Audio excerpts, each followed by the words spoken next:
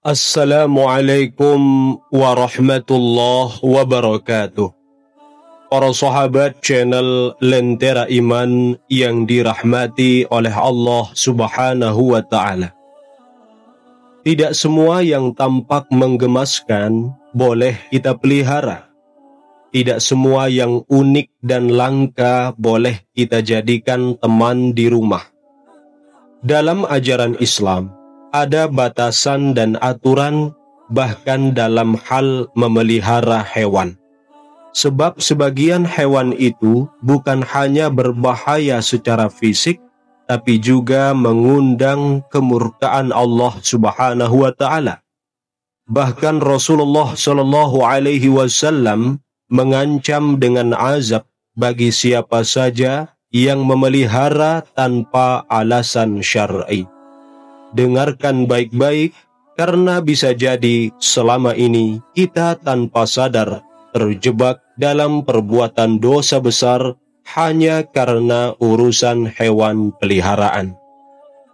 Yang pertama, anjing tanpa tujuan syar'i. Dalam hadis sahih riwayat Imam Muslim, Rasulullah Shallallahu Alaihi Wasallam bersabda, "Barang siapa memelihara anjing, kecuali anjing penjaga ternak, anjing penjaga ladang, atau anjing berburu, maka setiap hari pahalanya berkurang 2 qirat."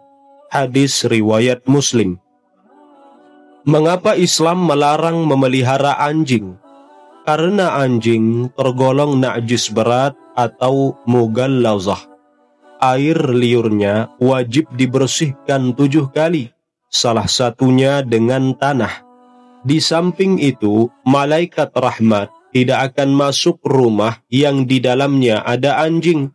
Bahkan dalam hadis lain Rasulullah bersabda, malaikat tidak akan masuk ke rumah yang di dalamnya ada anjing dan gambar makhluk bernyawa. Hadis riwayat Bukhari dan Muslim. Memelihara anjing tanpa alasan syar'i seperti berburu, menjaga ternak atau keamanan termasuk perbuatan yang mendatangkan dosa. Yang kedua, ular.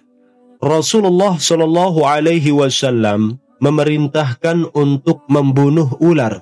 Bahkan beliau bersabda, 5 jenis binatang yang boleh dibunuh baik di tanah halal maupun haram, yakni tikus, kalajengking, burung gagak, burung raja wali, dan ular.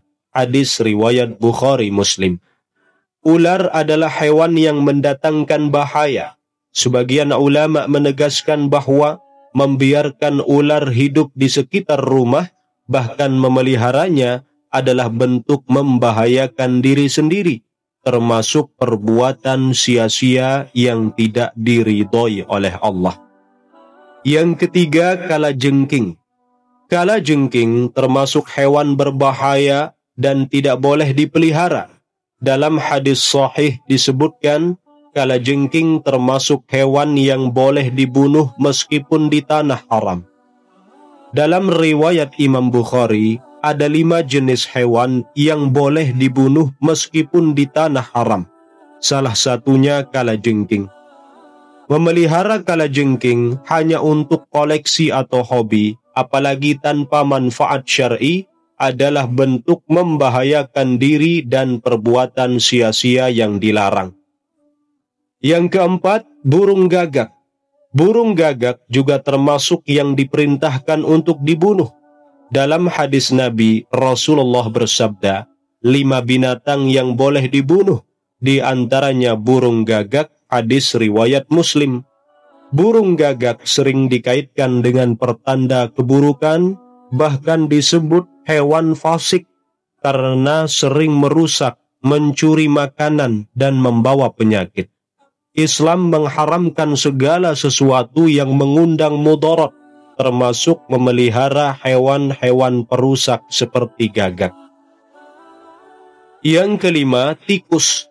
Tikus adalah hewan kotor, perusak, dan pembawa penyakit. Nabi menyebutnya sebagai wa'isiqah, atau hewan kecil yang fasik. ada 5 hewan fasiqah yang boleh dibunuh. Salah satunya tikus. Hadis riwayat Muslim. Karena tabiatnya membawa penyakit, merusak makanan, bahkan bisa menyebabkan kebakaran karena menggerogoti kabel. Islam tidak membenarkan umatnya hidup berdampingan, apalagi memelihara tikus, kecuali untuk kebutuhan penelitian syar'i yang dibenarkan syariat. Yang keenam, kucing hitam total atau tanpa corak. Islam tidak melarang memelihara kucing secara umum, bahkan Rasulullah sangat menyayangi kucing. Namun dalam hadis, Rasulullah menyebutkan kucing hitam total tanpa sedikit pun corak memiliki unsur jin.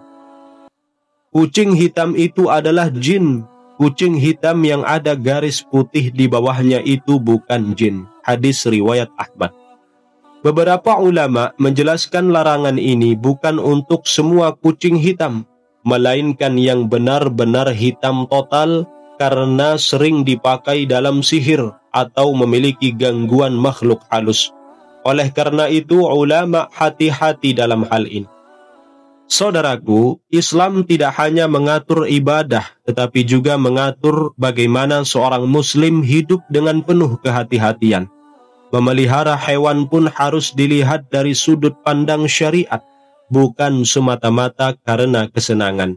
Ingat, memelihara hewan yang mendatangkan mudarat yang diperintahkan untuk dibunuh oleh Nabi, atau yang membuat malaikat rahmat menjauh, bisa membawa dosa besar. Semoga Allah menjaga rumah dan hati kita dari keburukan. Wassalamualaikum warahmatullahi wabarakatuh.